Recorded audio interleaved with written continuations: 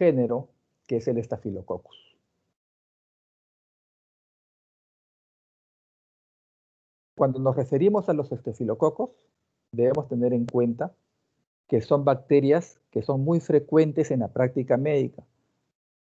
Cuando ustedes ya egresen, van a tener infecciones por estafilococo prácticamente de manera diaria, lo van a ver muy seguido. El estafilococo es el responsable del 80% de infecciones supurativas, o sea, donde ustedes vean pus, tienen que sospechar primero en estafilococo. Es cierto, hay otras bacterias que también pueden producir infecciones purulentas, pero el 80%, 4 de cada 5 van a ser causadas por estafilococo, ¿correcto? También el estafilococo es una bacteria que la vemos como causa frecuente de infecciones intrahospitalarias. Después de los gram negativos, es una causa frecuente de infecciones intrahospitalarias. Son bacterias de gran agresividad que se manifiesta si se rompe la barrera de superficie. El estafilococo vive o puede ser parte de nuestra flora de piel. Puede vivir en nuestras manos, en las axilas, en las narinas. Cuando se rompe la piel a través de una herida es donde penetra el estafilococo para producir la infección. Y otra característica de este género es su alta capacidad para desarrollar resistencia a los antibióticos. Entonces vamos a ir desarrollando este género de bacterias. ¿De dónde viene la palabra estafilococo? Del vocablo griego estafile, que significa racimo. Acuérdese que son cocos que se agrupan en racimo. Las cepas patógenas producen pigmento amarillo, dorado, de ahí que se llamó Staphylococcus aureus. Otras cepas producen un pigmento blanco y se les clasificaba como Staphylococcus albo. Albo viene de blanco, aureus de oro o de dorado. Pero esta clasificación fue dejada de lado. ¿Por qué? Porque la producción del pigmento no era un dato confiable para ver si era patógeno o no patógeno. Ya se vio que muchos estafilococos albos también producían infección. Entonces, se reemplazó la producción de pigmento, se reemplazó por la producción de coagulasa. Ustedes han hecho en sus prácticas o han visto el experimento de producción de coagulasa. Entonces, permite dividir a los estafilococos en estafilococos coagulasa positivo y estafilococo coagulasa negativo. Un estafilococo que produce coagulasa es siempre un estafilococo áureo. Repito, un estafilococo que produce coagulasa, o sea, coagulasa positivo, es siempre un estafilococo áureo. ¿Me están escuchando bien? Sí, doctor, sí se lo oye. Perfecto, seguimos. Esta es una imagen de un estafilococo y van a ver cada uno de estos es un coco. Y cuando ustedes vean cocos agrupados en racimo, entonces es un estafilococo. Es cierto, pueden ver acá una cadenita de 3. No significa que sea un estreptococo. Acá tienen un coco suelto, acá tienen un coco en pares, pero ¿qué predomina? Los racimos en la coloración. Entonces, como predominan los racimos, decimos que es un estafilococo, cocos agrupados en racimo. Igual acá, ¿ven? Pueden ver algunas cadenitas, pero predomina los racimos. Cocos agrupados en racimo, estafilococo. La coloración gram, que esto es lo que es, esta es la lámina que iban a ver en el laboratorio. Cocos agrupados en racimo. Algún día tendremos microscopio electrónico en nuestra facultad cocos agrupados en racimo, como si fuera un racimo de uvas.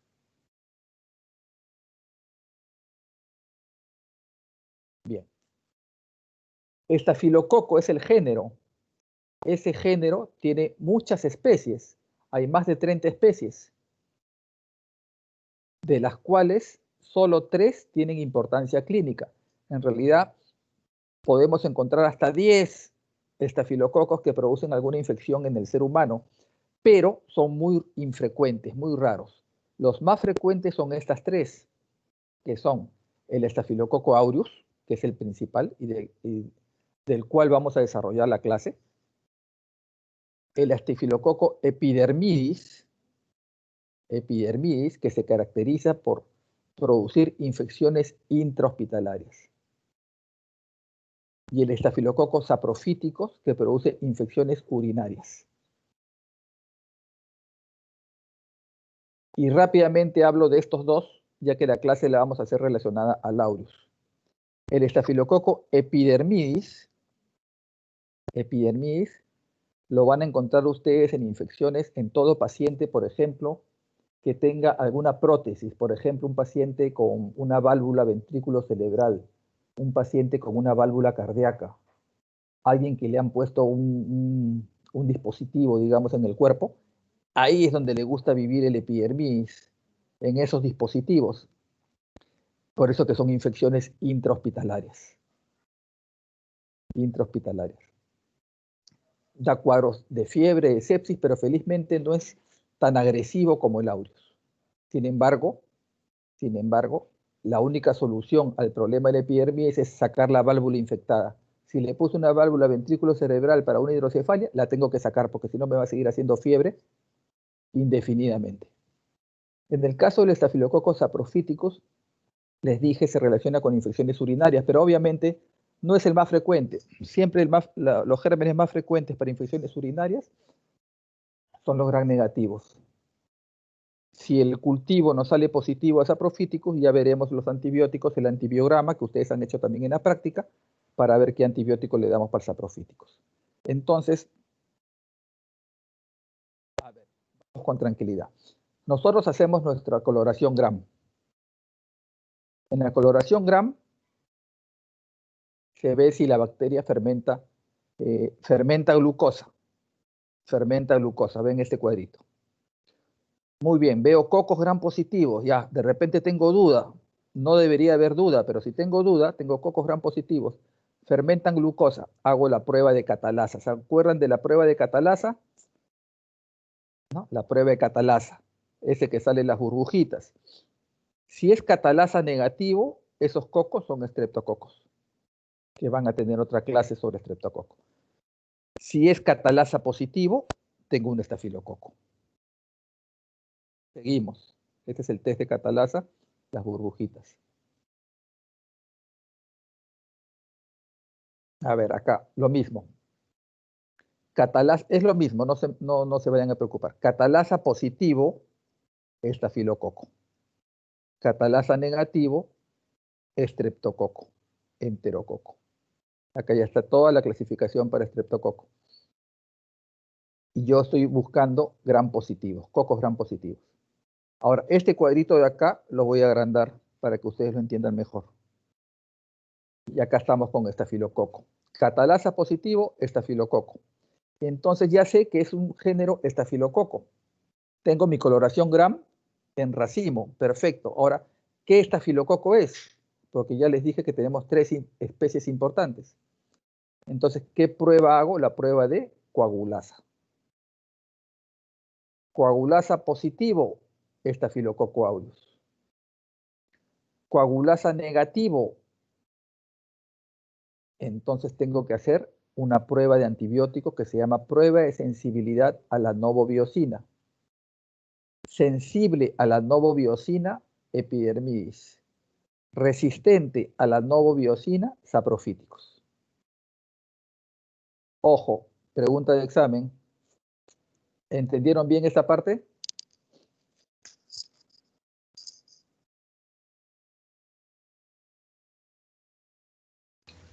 Sí. Sí, doctor. Bien, hijo. Entonces, repito rápidamente. Coagulasa positivo, aureus. Coagulasa negativo, hago la prueba de sensibilidad a la novobiosina. ¿Se acuerdan del antibiograma? Perfecto. Sensible, epidermis. Resistente, saprofíticos. El test de coagulasa, se forma un coágulo en el suero, Staphylococcus aureus.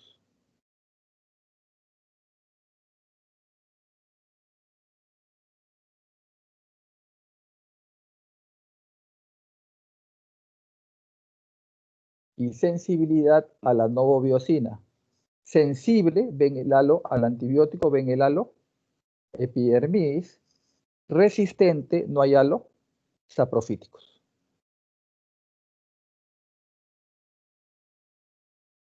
Existen otra serie de pruebas que pueden hacerlos en laboratorio. Por ejemplo, el aureus fermenta manitol, el epidermis, el saprofíticos es variable. La producción de proteína A tiene el aureus, no la tiene el epidermis ni el saprofíticos. Y este cuadro lo revisan con tranquilidad. Fermenta glucosa. Fermentación de manitol es un agar con diferencial. Manitol salado, altas concentraciones de sal para favorecer el crecimiento de estafilococo. Y un indicador, si lo fermenta, es muy probable que sea un estafilococo aureus. Esto es lo que vamos a ver en práctica. Bien, el estafilococo aureus, entonces vamos a referirnos a él por ser el más frecuente de todos. Es un coco inmóvil de media a 1.5 micras de diámetro, que se agrupa en racimos, gram positivo, como ya ustedes conocen. También pueden encontrarlo en pares o cadenas cortas, pero siempre predominan los racimos. Algunas cepas producen cápsula. Su pared celular de gram positivo, que ya ustedes la conocen, con su ácido teicoico y su proteína A.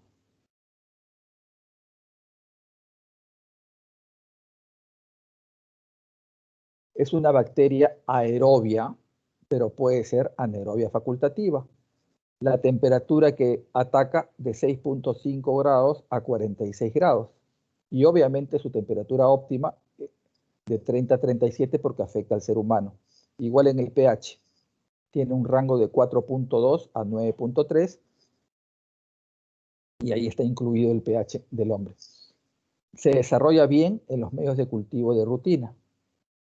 En agar sangre produce beta hemólisis. También esto lo han visto en bacteriología general.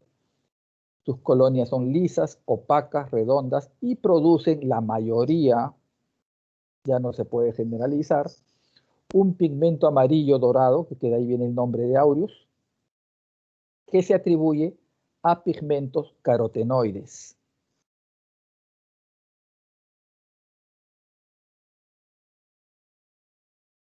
Entonces, estas son las colonias amarillo doradas del aureus y estas son las colonias blancas del estafilococo albus, antes llamado albus, que puede ser el epidermis o el saprofíticos. En este caso es el epidermis. Pues vean la diferencia de colonias.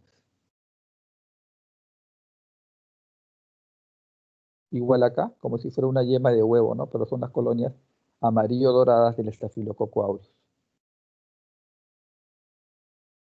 La beta hemólisis, o sea, cuando decolora completamente la hemoglobina, típico del estafilococo.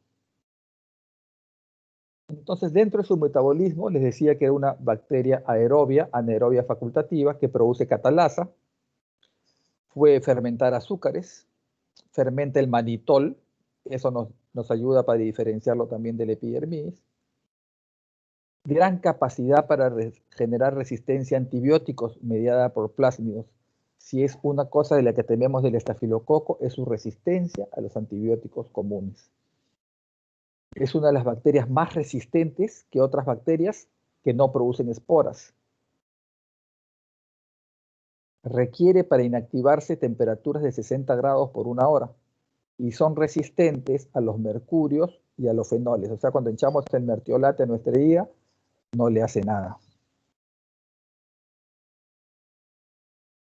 Entonces acá tienen una bacteria estafilococo y vean ustedes, resistente acá, resistente acá, resistente a 3 antibióticos. Solamente sensible a 1. Acá hay un halo pequeño, habría que medirlo y ver qué antibiótico es, pero acá sí se ve el halo, pero acá resistente, resistente.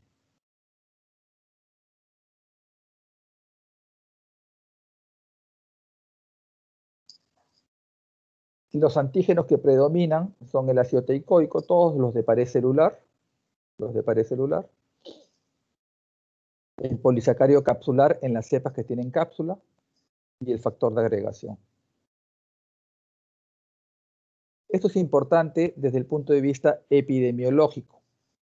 Ustedes van a encontrar cuando busquen Staphylococcus aureus en artículos de revistas que van a encontrar esta sigla MRSA, que es el Staphylococcus aureus resistente a la meticilina, para diferenciarlo del estafilococo de la comunidad, que es el aureus común. Este es el que encontramos generalmente en infecciones intrahospitalarias. Pero, como ya la resistencia se está haciendo cada vez mayor, ya encontramos Staphylococcus aureus resistente a meticilina también en la comunidad. Ojo con eso.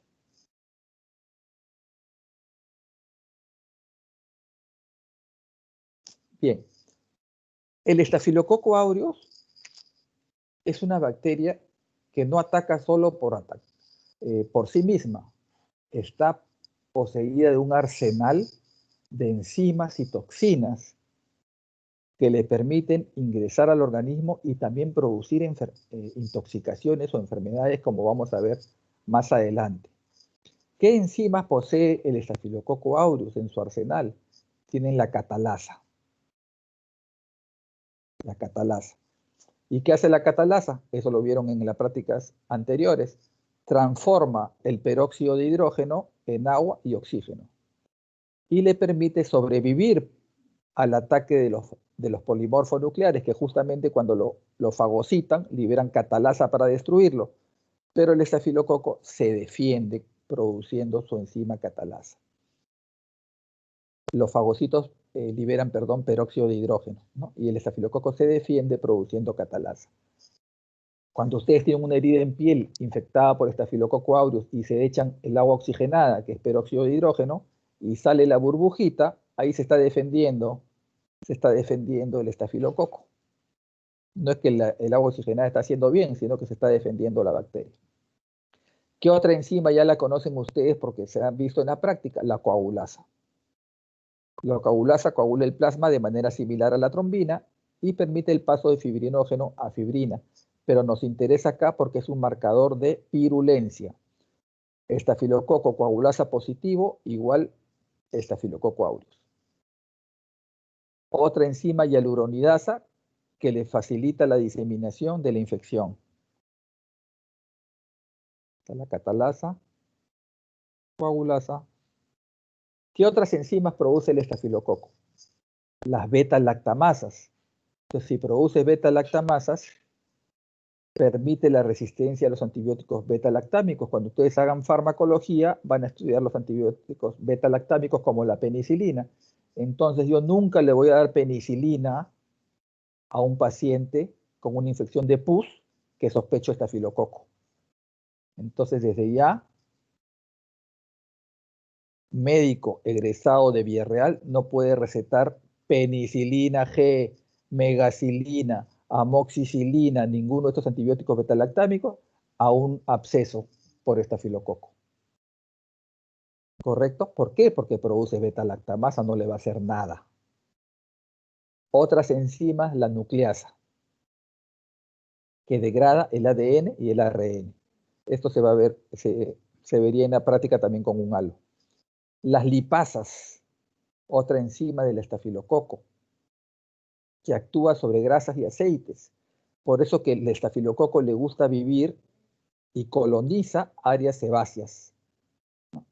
Un folículo de pelo, un folículo piloso que tiene área sebácea, ahí aprovecha el estafilococo con su lipasa para penetrar y producir absceso.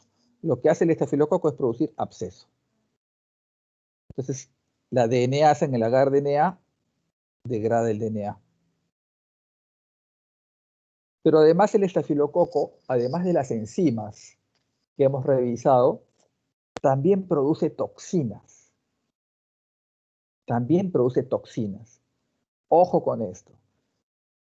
Las primeras toxinas son las hemolicinas. Entonces destruyen el glóbulo rojo. Destruyen el glóbulo rojo.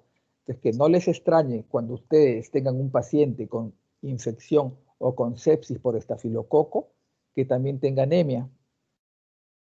¿Por qué? Porque está produciendo hemolicinas. Estas hemolicinas son 4, la alfa, la beta, la delta y la gamma. ¿Ya? Cada una con su función, pero en general, lo que van a producir es lisis del glóbulo rojo. ¿Qué otra toxina produce el estafilococo? La leucocidina. ¿Y qué hace con esa toxina? Va a atacar. ¿A quién? A los polimorfos nucleares y a los macrófagos. O sea, se defiende de la fagocitosis, se defiende de nuestra respuesta inmune, produciendo leucocidina. Otras toxinas muy importantes, ojo, porque constituyen un cuadro aparte. O sea, el estafilococo no solo produce infecciones, sino también intoxicaciones. Entonces, el estafilococo produce una enterotoxina, intestino, una enterotoxina que son 5 grupos, de la A a la E, y que se caracterizan por causar vómito y diarrea después de su ingesta por vía oral. Esta enterotoxina se comporta como un superantígeno. No hemos hecho todavía el capítulo de inmunología, ojalá que se pueda hacer el capítulo de inmunología, pero se comporta como un superantígeno. Y vamos a hablar un poquito más de esas enterotoxinas más adelante, cuando hablemos un poquito de clínica. También tenemos la toxinas exfoliativas, que son 2 formas, la toxina A y la toxina B,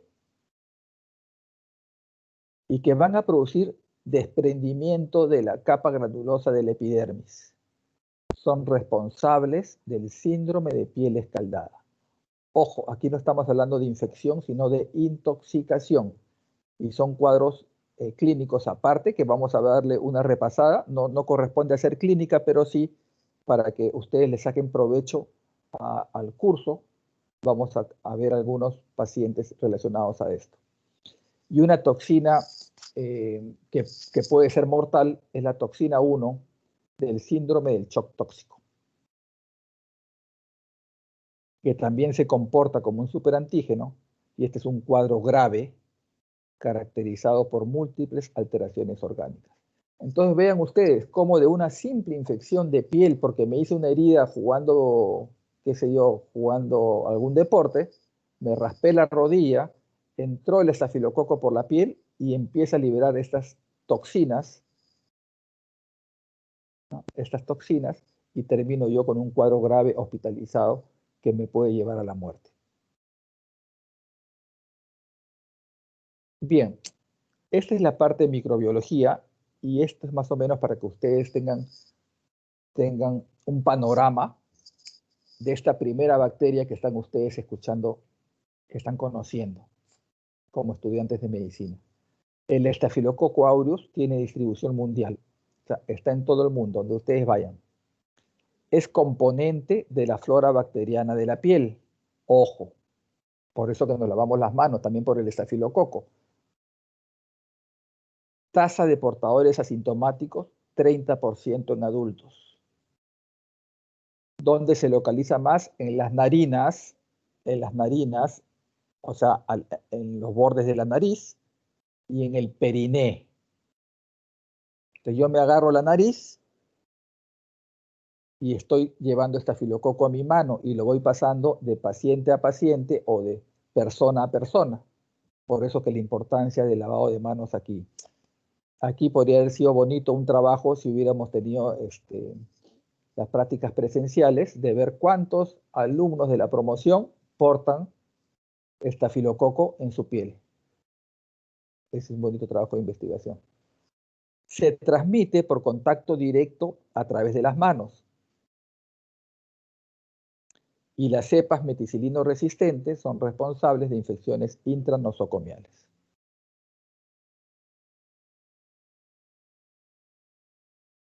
El estafilococo, como ya les adelanté, ingresa por una infección de piel que va a penetrar una glándula sebácea o el bulbo de un cabello. ¿Se acuerdan con su lipasa? Ahí se desarrolla. Si depende de los mecanismos de defensa del huésped y del tamaño y virulencia de la dosis infectante. Esto es importante. Si el huésped es inmunodeprimido, entonces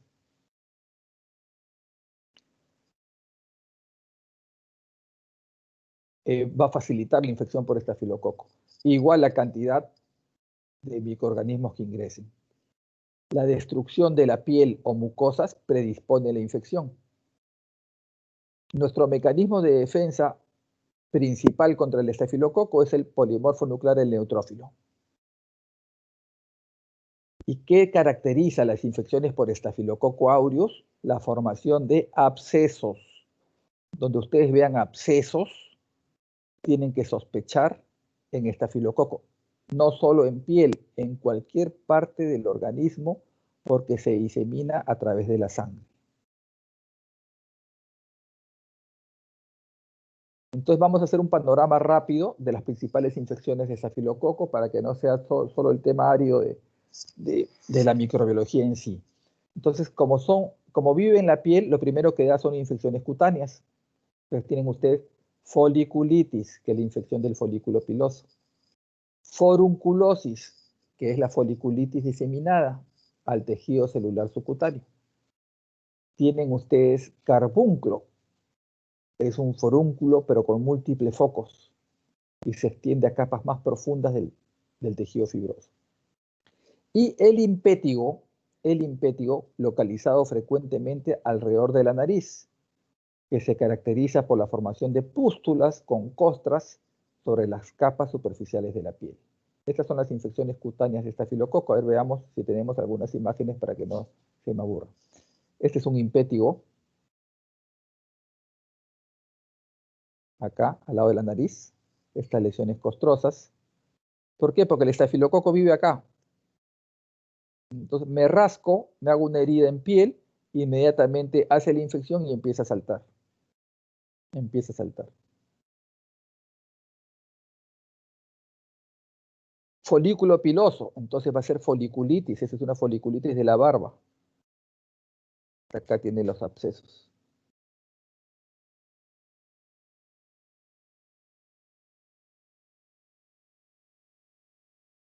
Carbunclo, ya más una forunculosis más avanzada.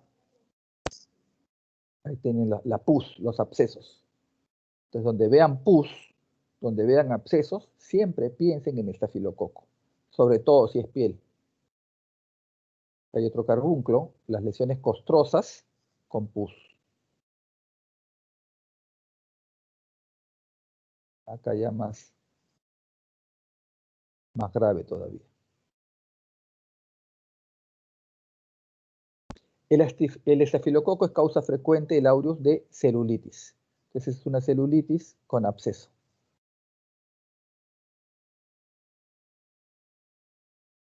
Y ya que estamos en piel, les decía que había una toxina exfoliativa. Ahí, ojo, ya no vamos a ver infección, sino intoxicación. Y hay una serie de enfermedades con una etiología común, que es la toxina exfoliativa. Y esto le llamamos síndrome de la piel escaldada.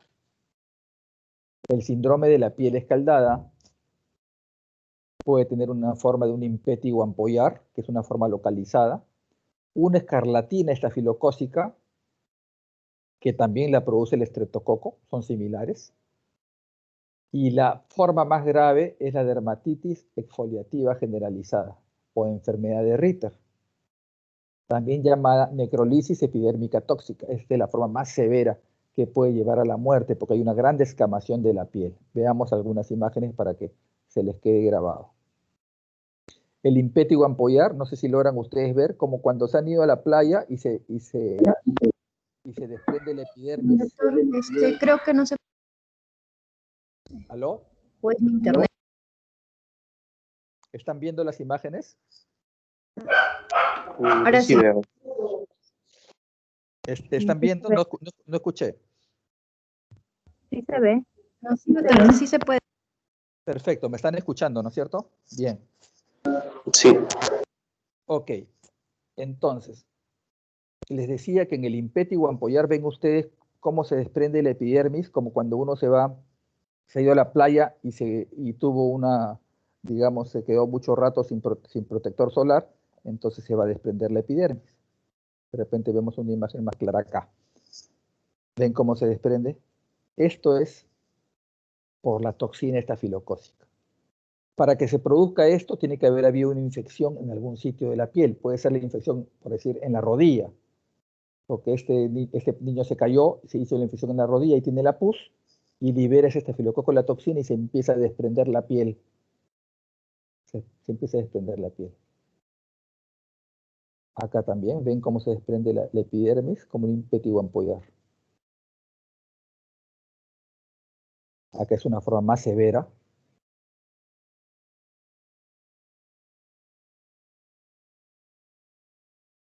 Y estas son las lesiones con abscesos, con pus, que van a hacer que se libere la toxina exfoliativa. Seguimos con el síndrome de piel escaldada en sus diferentes formas. Ven cómo se desprende la epidermis.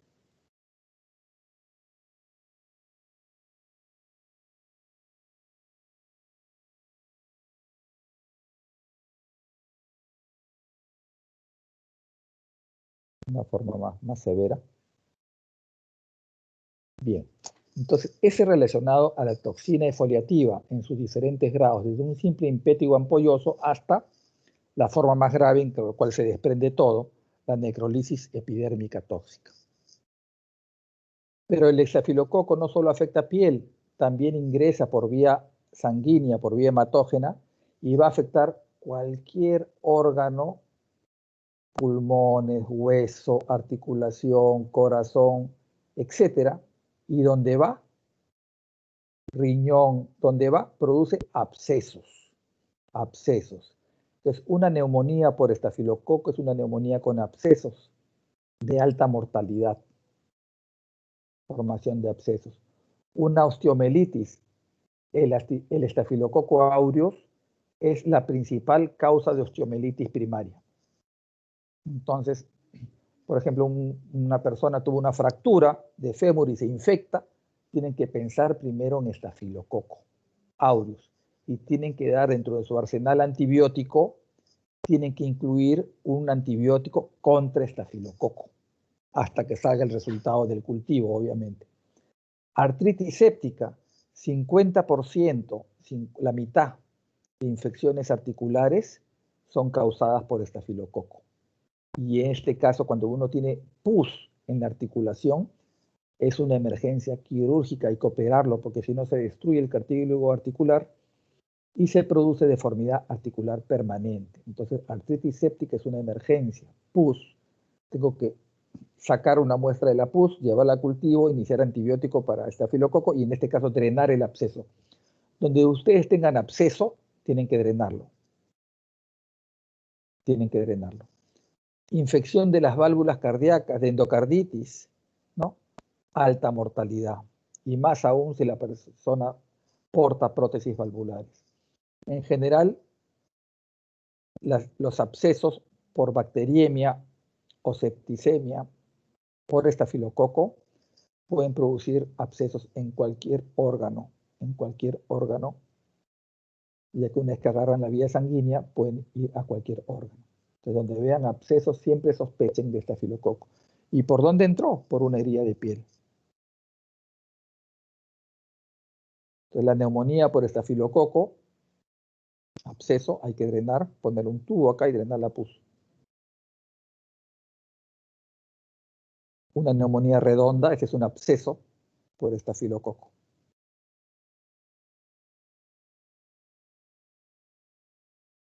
El hueso, este es su densidad.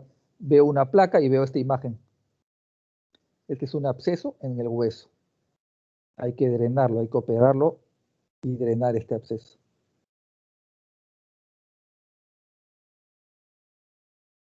Muy frecuente la adenitis cervical, ¿no? Acá tienen el ganglio abscedado. Pongo mi aguja y dreno pus. Estafilococo.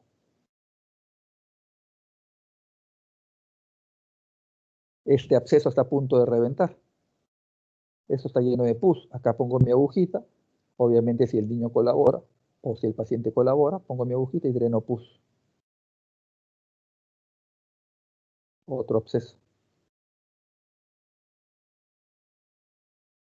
Celulitis orbitaria también constituye, o periorbitaria también constituye una emergencia.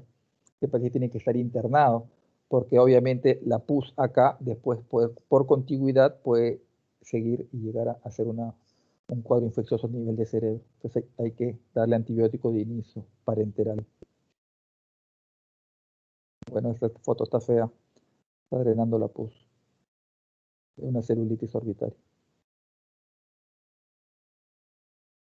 Esto está a punto de reventar esa pus. Una agujita y drena. Sin miedo.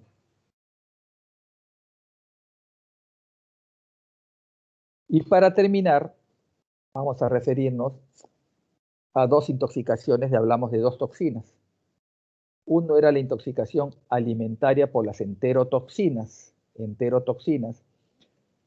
donde el estafilococo, la bacteria ingresa a alimentos y no le cambia el olor ni el sabor.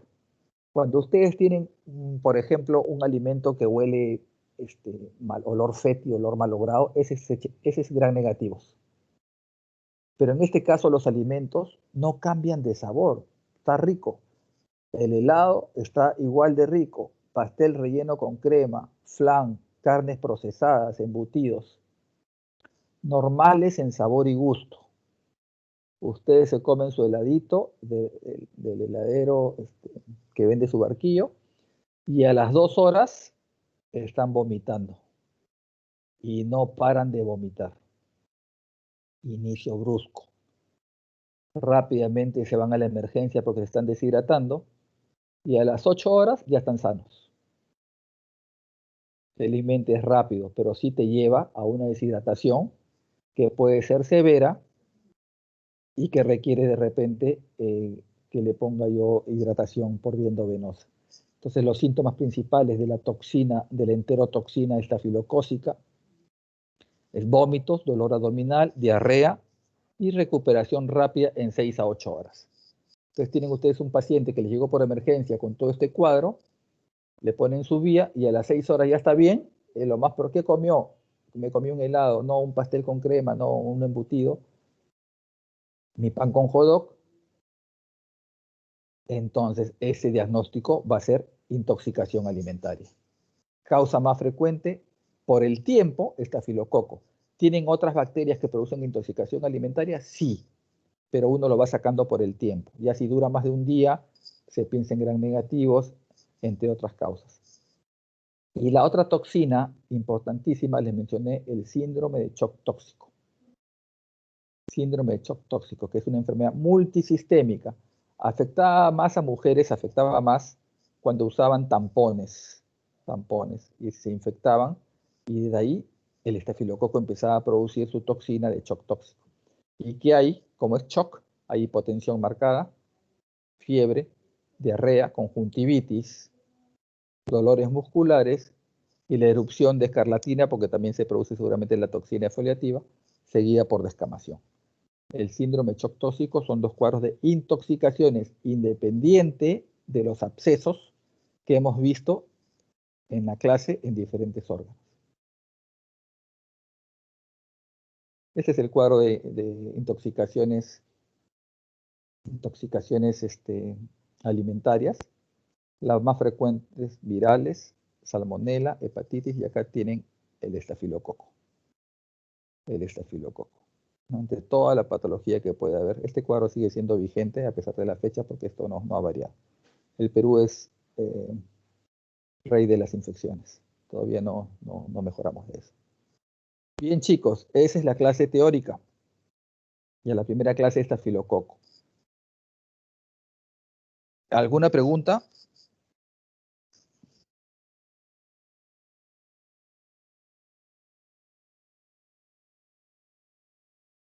Bien, delegada. Doctor, una pregunta. Sí, pregunta. Doctor, en varias imágenes me parecen muy similares a la candidiasis o a las celulitis infecciosas producidas por Pseudomonas. ¿Cómo los diferencia? No, la cándida es otra cosa, es un hongo. Cuando hagas la clase de hongo, ahí vas a tener las diferentes imágenes de cándida que bueno, también afectan parte de piel, pero es diferente, las imágenes de un hongo son distintas. Acá en el caso de estafilococo siempre vas a ver un absceso, un punto de pus, que eso no va a tener la cándida. Pseudomonas tampoco, Pseudomonas no produce abscesos. Pseudomonas lo que hace es contaminar una herida también intrahospitalaria, y la Pseudomonas tiene un color característico, el verde azulado. Ahí vas a tener una clase de Pseudomonas donde te van a explicar cómo vas a reconocer ese color verde azulado de la Pseudomonas cuando infecta la piel, que no lo tiene el estafilococo. El estafilococo es pus. ¿Alguna otra pregunta, chicos?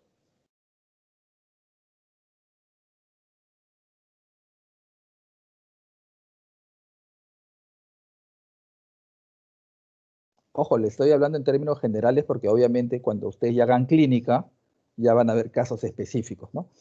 Acá les he puesto un poco de clínica para que comprendan bien a esta bacteria y todo lo que produce. Delegada, ¿cómo hacemos con la lista? ¿Tú la pasas? 59. Doctor, usted mismo lo puede descargar de ahí. Perfecto. La parte o sea, ahí en la barrita hay una opción donde aparece participantes. Cuando le da clic allí, ya en el listado ahí le va a aparecer la lista, ¿no? De los chicos, pero en la parte superior le va a haber una opción para descargar lista. A ver, déjame ver. Descargar lista de asistencia. Perfecto. Sí, y ya eso lo maneja usted. Ahí está la hora donde los chicos ingresen, la hora que salen. Correcto. Claro, de repente hay algunos que tienen problema con el internet tal vez y claro, se retiran y regresan, ¿no? Claro, la teoría siempre hay un poco de libertad, digamos así, pero siempre es bueno saber quién asistió a la clase. Entonces ya tengo descargado, eso ya se lo doy al doctor Leiva. Listo, doctor. Muy bien, chicos. Entonces ya coordinamos con cada uno con su grupo de práctica para cuando haya la práctica correspondiente. Hasta luego, nos vemos. Ya, doctor, Gracias. Gracias.